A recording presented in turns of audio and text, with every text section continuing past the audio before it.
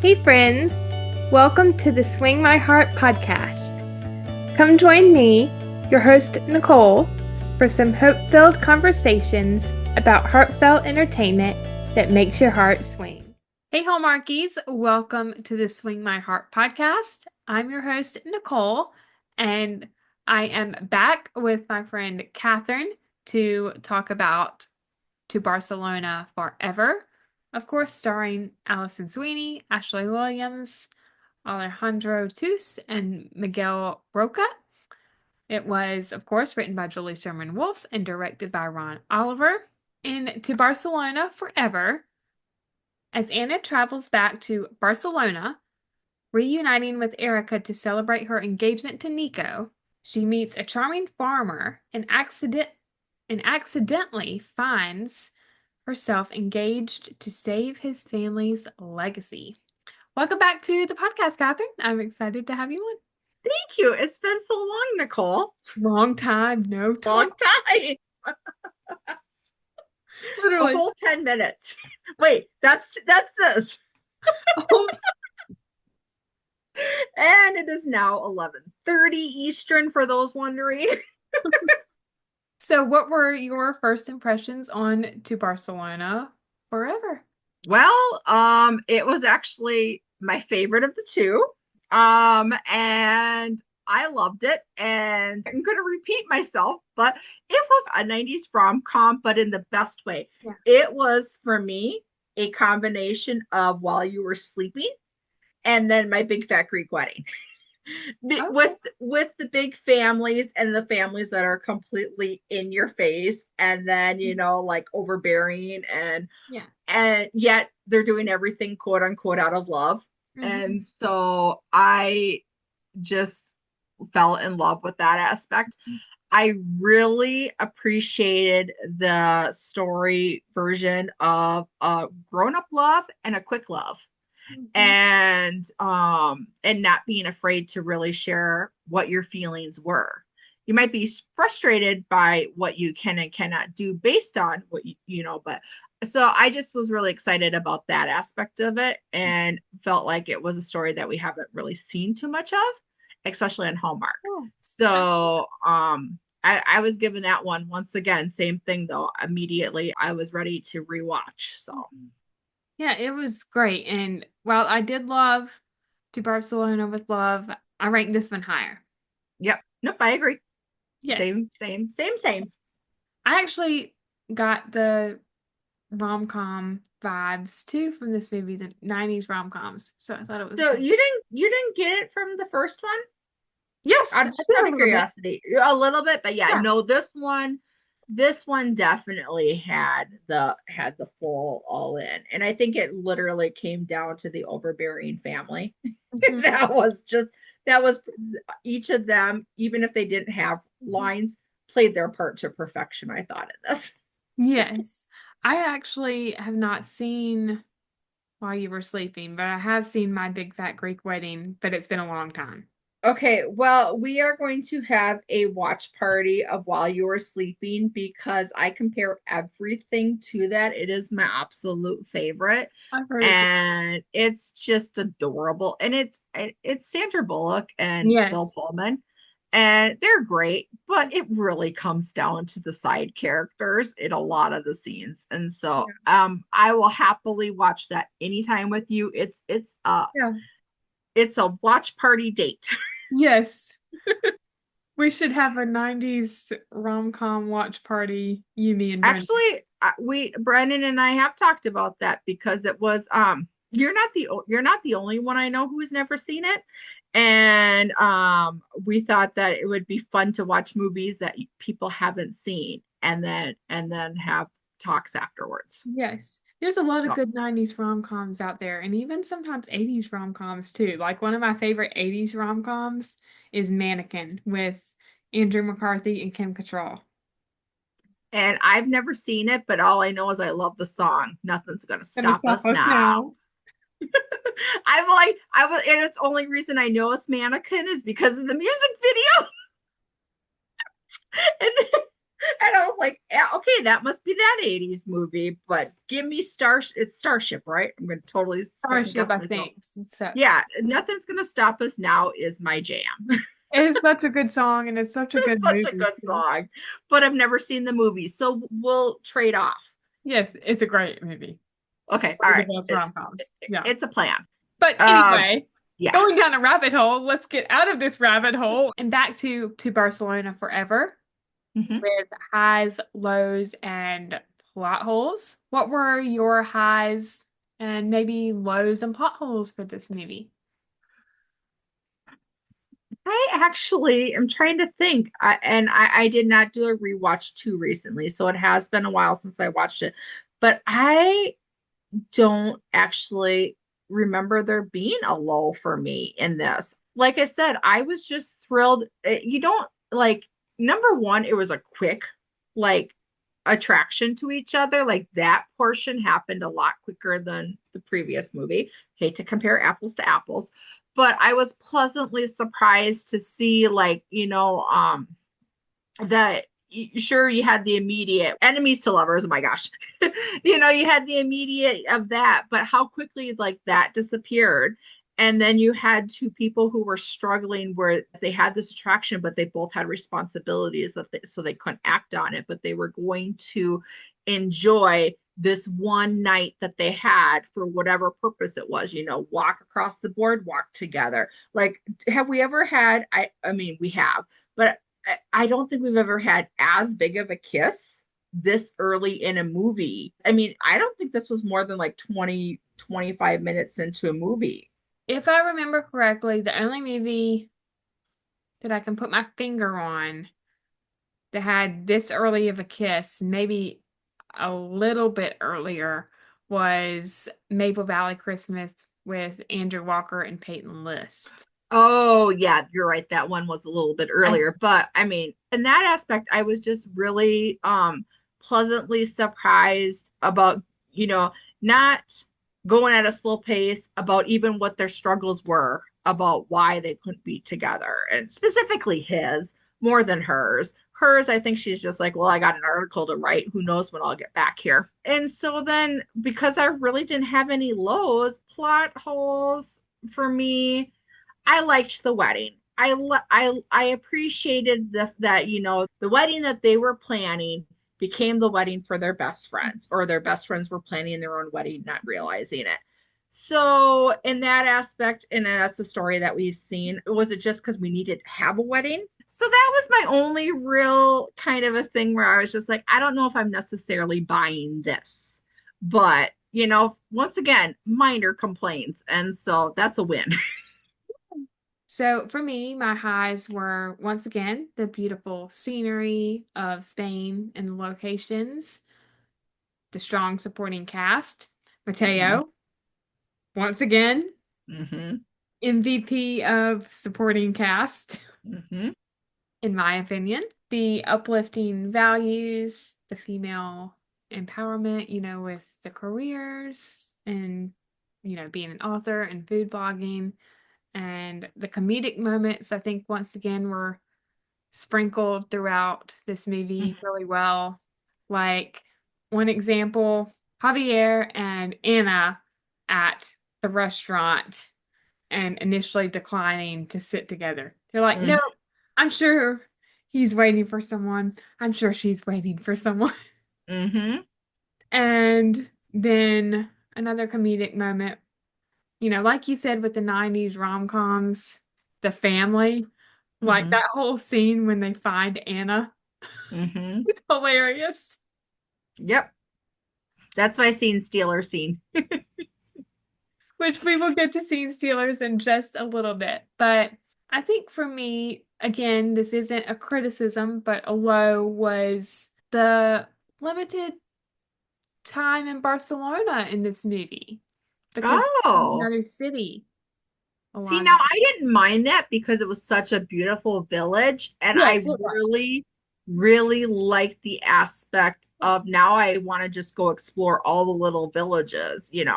I do find it interesting that supposedly once again, like Villa Omori, there was no place to stay. There's no room in the inn. That seems a little unbelievable because it couldn't have been that secret for her to stumble upon it, you know? But I can see what you mean for that. But I love that we got both the country and the city in that way Yeah. of being able to fall in love with both. Yes, that's a good point. So I agree with that in that sense.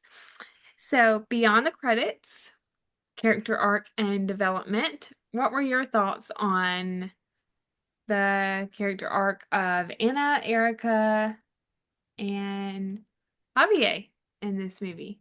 Or Javier? I'm going to start with Erica just because it wasn't necessarily her story, but we had the same situation here where we started with her story being the story that we were learning.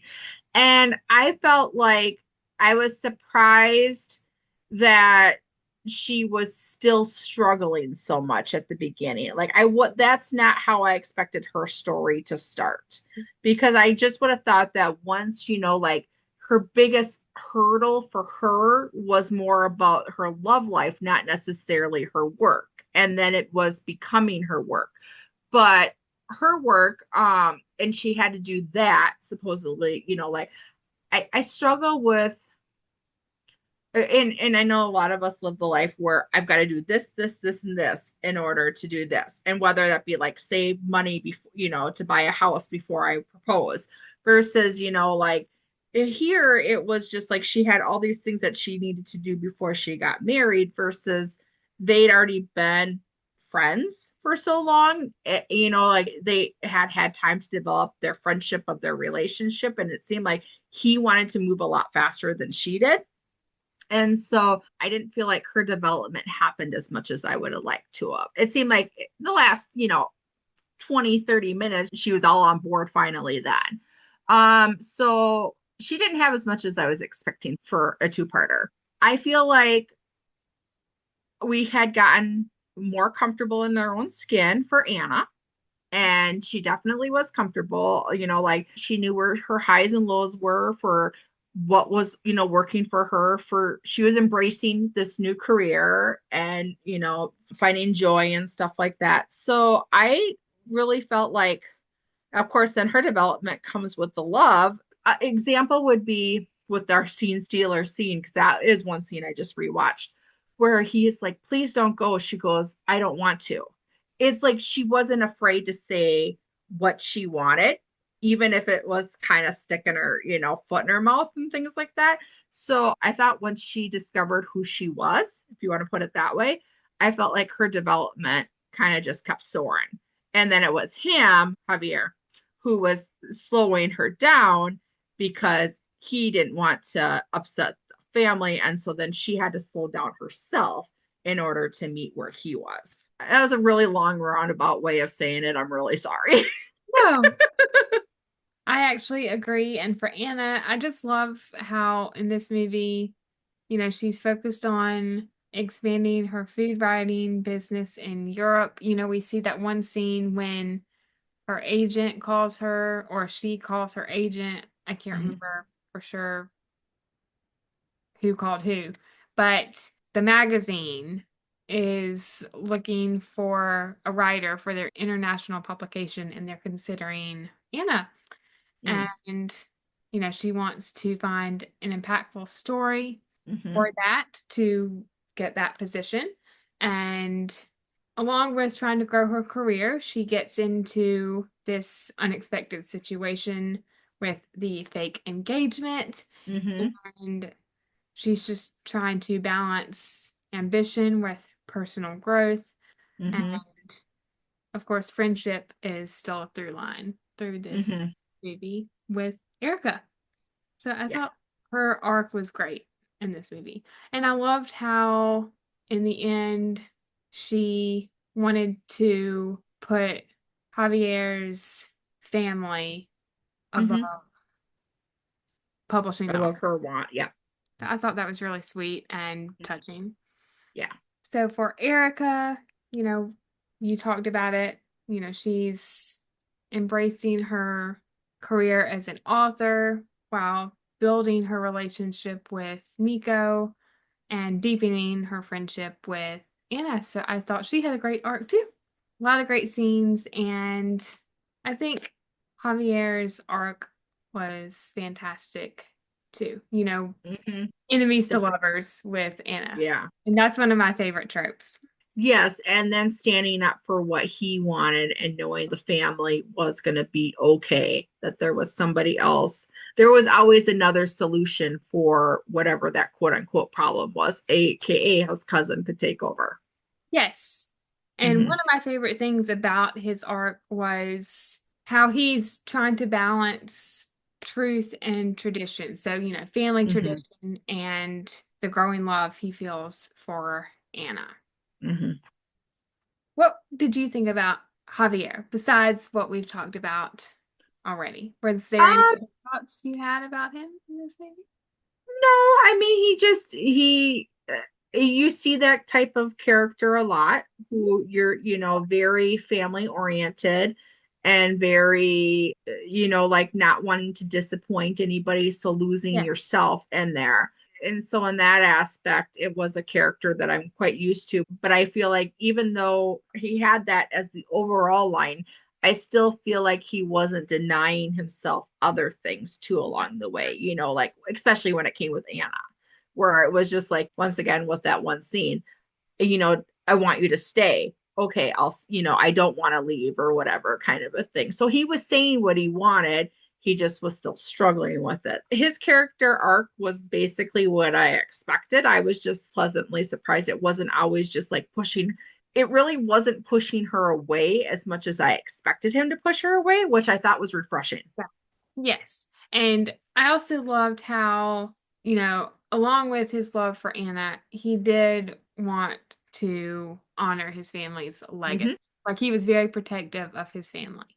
Yep. I thought that was really sweet. Another thing I loved was how, that whole scene when everything comes to light, he doesn't put the blame on Anna. He said, I put us in this mess. I'll get us out of Mhm. this, Yeah. Yeah. which is not something we see a whole lot, I don't think. What about you? I'd agree with that, where it's, it's not, yeah, this one, I feel like I'm using it over and over again. But once again, it was a grown up love where it was like, yeah, you weren't going to place the blame, as, so, and it's my mess kind of a thing. So, yeah. So, going to scene stealers, what were maybe three of your favorite scenes in this movie? And who do you think gave the best performance in this movie? Hands down, Ashley wins the movie for me. I just loved, everything with her. I don't even know where to even go with that. I just loved everything she did in this one. I just thought it was pretty dang funny. However, scene stealing, I loved the table with their fight over the saffron. And then when that led to the meal, and then, it was basically like they were kind of following each other, but how quickly that turned into a date that neither one of them wanted to end. And it didn't end at the restaurant. It continued. We got the boardwalk. We've got, I see. like, and I mean, and I'm not mistaken. Did she reach out and hold his hand? I think it was like, Think I so. can't remember who held each other's hand first, but it was just like they were like all in. Mhm. Um, so I thought that whole, I hate to say the word again, but it was refreshing not to see it be like a lost connection right away. And so that I really liked as a scene stealer. Hands down, my favorite scene is when he's hiding her in the house and all of the one-liners. Mhm. And it's like, and this is my favorite. Despite how I've been acting, I have never been happier to see anyone in my life. But you got to leave before dawn. And she's like, What? what? What? Like, number one, what is happening? And then two, like, am I the secret or what? Kind of thing. But then in between that, you got, it's best if no one sees you here, but please don't leave. I don't want to. And Yeah. so in that, you got so much dialogue that was so like, and they still, once again, this was the second time seeing each other about saying what they wanted, even though he knew basically, like, I want you here, but go. And then Ashley played that waking up with the family that morning scene. And like what is happening, and Yeah. that is just totally Yes. the rom-coms that I love. Yeah. So those are basically, I was, after I saw that, I was like, that's the movie for me. Anything else is gravy. Yes. So one scene that I really loved was Nico's proposal to Erica. And Mm, I love how Erica is like, we've only been dating 5 months. Isn't that too soon? And as Nico is on his knee, on hmm bended knee, he's saying how, well, we've been in love for a long time, we've been in love forever. And when you know, you right? hmm Cough, drop. That too. That was the other part I was going to make a clip out of. Man, we got some clips to make. Um, Come on, Hallmark. Hashtag grant us a family, please, on When Well, Close the Heart. this is proof that we can have fast moving relationships. Let's go. Yes, please, Hallmark, for the love. We are asking you nicely. Grant us Yeah. a family with Nathan and Elizabeth and Allie and Jack on When Calls the Heart. And another quick side note. Okay, can I get off my knees because I'm too old to be on my knees? Like, are you going to say yes so I can stand up? Yep. Which is totally, I can totally something that I would relate Yes. to. Like, what do you mean I gotta get off the floor? I also like Anna's quote, when Erica is like, "What are you doing here? How'd you know where we were?" And Anna said, "I was guided by the light of true love and fate." AKA, he shared his location with me. Yep. And can we just talk about how Anna and Erica shared their locations with each other, and Erica and Nico shared their Hey, locations? Erica's looking out for her bestie. She was just like, well, you dropped yourself in the middle of nowhere. Thankfully, you didn't turn off your location so I could come find you. Yes. Also, I won't mention this one since we already talked about it, but the dinner date with Javier and Anna, Mm-hmm. and then the talk over ice cream after that. And then Nico and Erica's walk and talk outside the cathedral, I thought was really nice. And that was when they were, I think, talking about, having their Mm-hmm. wedding Yep. at the cathedral and hearing the bells saying when they're Yep. going to be married. Javier singing and playing the guitar, I thought was really nice. Oh, that was very sweet. Yeah, I forgot about that. Yeah. And then the scene at the end, I got to mention a best friend moment with Anna and Erica, the one by the Mm. water when they make amends after the truth comes out about it. Mm-hmm. Going to behind the frame. What are some themes, symbolism, and messages you got out of this movie? I think it's very similar to the first movie, being true to yourself and trusting your own instincts. Like for Erica, it was trusting that it wasn't too soon, even though Nico knew that. So he's just like, okay, we'll have to skip to Lou, my darling. Let's go here. And so I think it was trust is a big thing. And then that really falls back onto trusting yourself and then speaking up for yourself. And so those were the two that stuck out to me the most for the themes. Yeah. So for me, the themes, of course, love and romance, friendship and support, family and community, finding your path, and truth and honesty. I Mm, thought were some truth great, or not. Yeah. especially with the fake engagement. Yeah.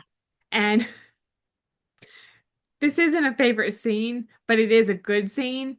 And it's when the family, finds Nico in town. Like one of the family members saw him in town and then went back to tell the family, oh, there's a spy. He's Yeah. looking in Oh, windows. yeah. Yeah. That's just my fiance. Yes. And then the moment after the family meets Nico, when it's just him, Erica, Anna, and Javier in that building, that room, and they're all talking, and then the parents walk in and they're just like trying to pretend like they're engaged.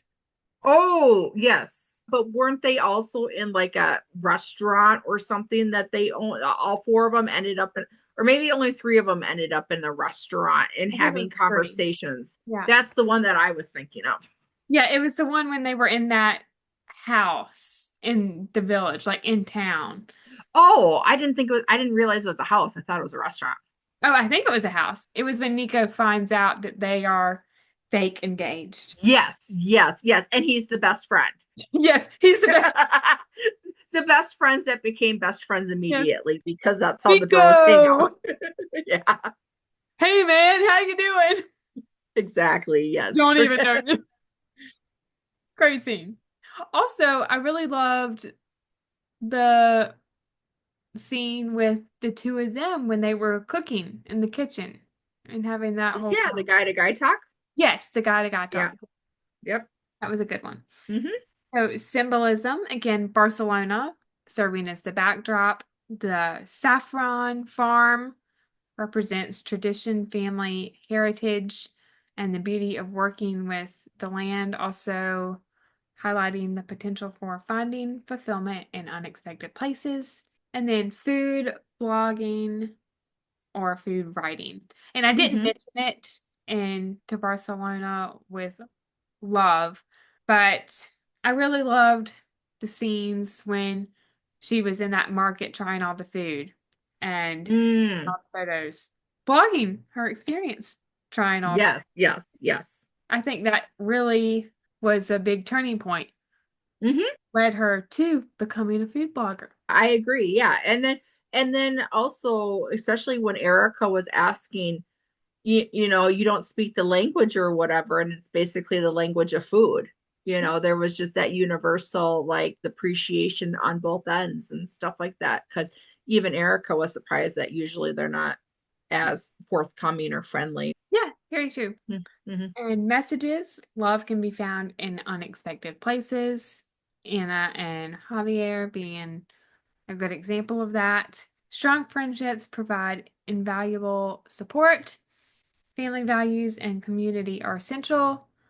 Truth and authenticity ultimately lead to happiness, and it's okay to pursue new paths and embrace change.